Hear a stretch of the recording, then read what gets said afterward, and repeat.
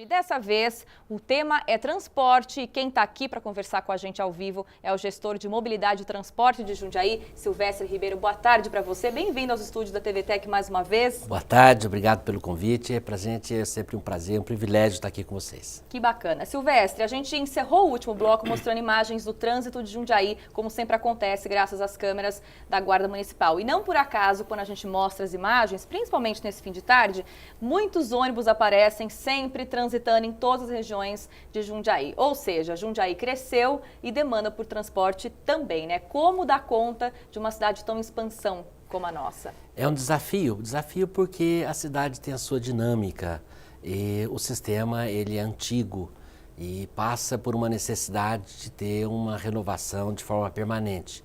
E você não faz isso de uma hora para outra. Então nós temos aí, quando pensamos em transporte coletivo, nós temos o aspecto, a questão do próprio veículo, o ônibus, e nós tínhamos aí alguns equipamentos obsoletos, com um grande volume de falhas de 2009, e isso trazia uma série de transtornos, porque quando ele sofre qualquer tipo de ocorrência, ele não só compromete o serviço daquelas pessoas que estão dentro do veículo, como compromete todo um carrossel, porque ele terminaria aquela viagem e começaria outra. Então ele acaba interferindo com muitas pessoas que também não estavam sabendo o que estava acontecendo, né? Ou seja, um ônibus quebrado. Para isso, não foram adquiridos pela própria operadora, mas tem uma questão de compensação dentro do sistema de tarifas, 50 ônibus novos.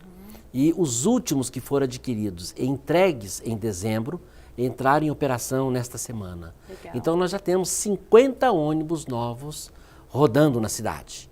Com isso, nós temos a tendência de reduzir as falhas de ocorrências que implicam na interrupção do serviço, o que traz mais regularidade e confiabilidade para o sistema. Então nós temos esse componente que é importante. Nós temos ainda mais 20 ônibus para entrar em operação ainda nesse semestre.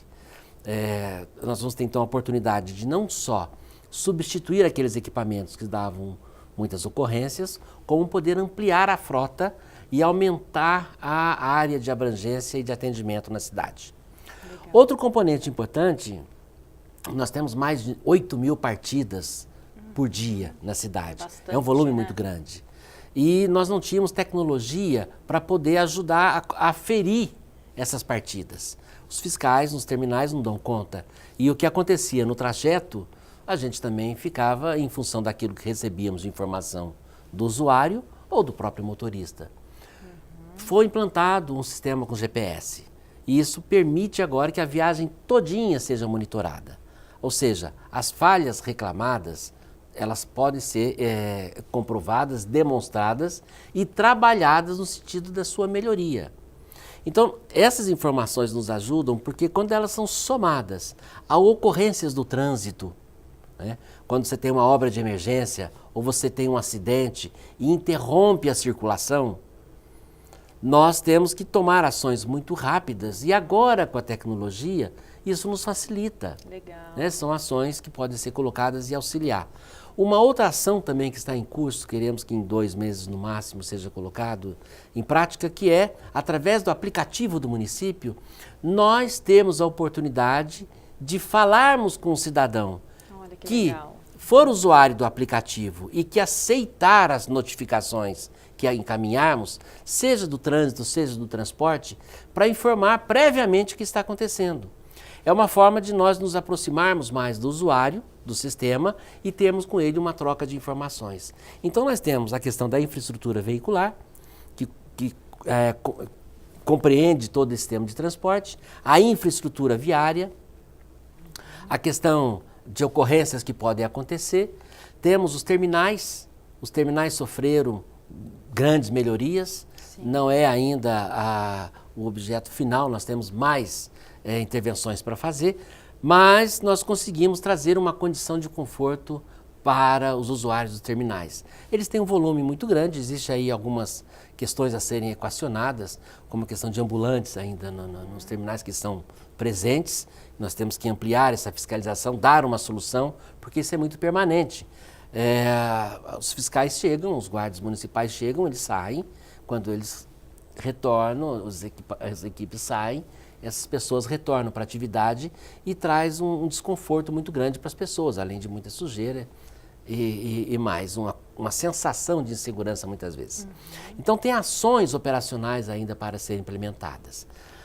Implantamos também, com muito sucesso, tecnologia. Nós entendemos que se nós não colocarmos tecnologia no sistema, nós temos que multiplicar por muitos as equipes de trabalho.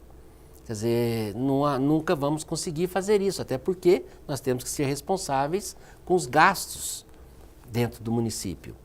Então, esse aporte de tecnologia, com oportunidade de pagamento com cartão de débito, cartão de crédito, carteira virtual, já está em teste poder pagar com aquele sistema de imagem chamado QR Code, também pelo celular. Você vai poder adquirir